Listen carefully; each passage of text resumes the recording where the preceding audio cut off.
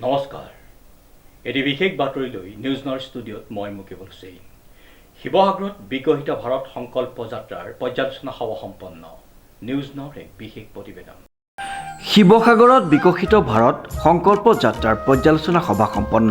পৰ্যালোচনা সভাত উপস্থিত থাকে ভাৰত চৰকাৰৰ বিশেষ প্ৰতিনিধি ডক্টৰ পাৰ্থ বক্সিত।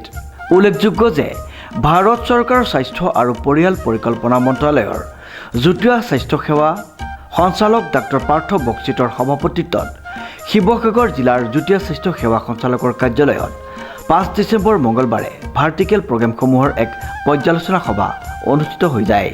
লগতে গত নৱেম্বৰৰ 22 তাৰিখৰ পৰা অনুষ্ঠিত হৈ থকা বিকশিত ভাৰত সংকল্প যাত্ৰাৰো এক পৰ্যালোচনা কৰা হয়।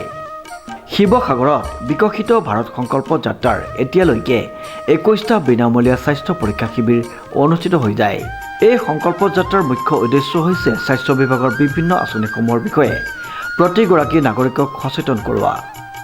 এই জৰুৰী পৰ্যালোচনা সভাত শিৱসাগৰ স্বাস্থ্য বিভাগৰ যুটীয়া স্বাস্থ্য সেৱা সঞ্চালক ডক্টৰ ভূপেন্দ্ৰ কুমাৰ দাসকে মুখ্য কৰি স্বাস্থ্য আৰু চিকিৎসা বিষয়া, অতিৰিক্ত মুখ্য স্বাস্থ্য আৰু চিকিৎসা বিষয়া, জিলা গণমাধ্যমৰ বিশেষজ্ঞ অঞ্জুশ্ৰী ফুকন আৰু ভাৰ্টিকেল প্ৰগ্ৰেমসমূহৰ নডেল বিষয়াসকল উপস্থিত থাকে। শিৱসাগৰৰ পৰা অমৃত কুমাৰ শৰ্মাৰ এক বিশেষ প্ৰতিবেদন, নিউজ নাও।